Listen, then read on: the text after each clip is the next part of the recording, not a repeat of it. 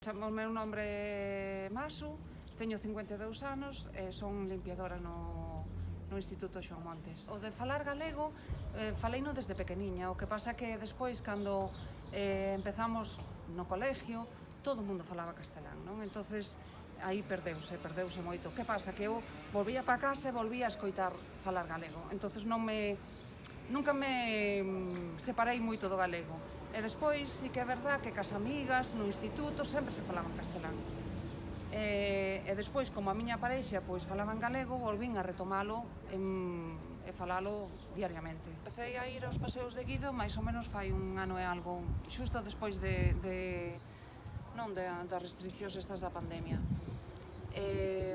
Sempre os fai en galego. Entre que el o fala e o promove e que nós tamén o falamos, queda como moi natural, non? Está enseñando a nosa cidade que é galega, que temos o noso patrimonio, que tamén é parte o noso idioma, está super ben. Por que é importante a lingua? Porque é un agasallo moi grande que nos deixaron, non? E temos que cuidala e é parte da nosa cultura, non?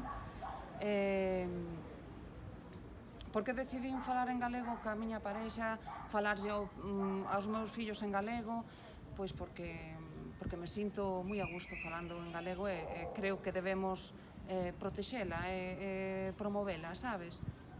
E canta máis xente a fale, pois mellor. Na miña época de instituto, non se falaba, ninguén falaba en galego, ou moi pouca xente, claro, e todos eran, os que falaban en galego, eran os da aldea, os paletiños e tal, non sabes? Entonces, era como, estaban moi estigmatizados, non?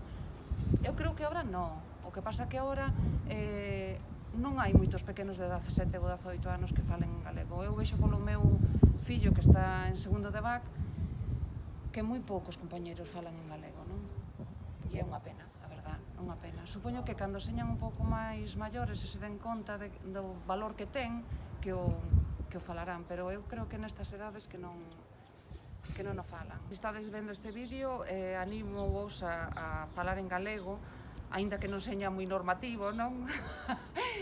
E que é unha maravilla poder falar na nosa lingua.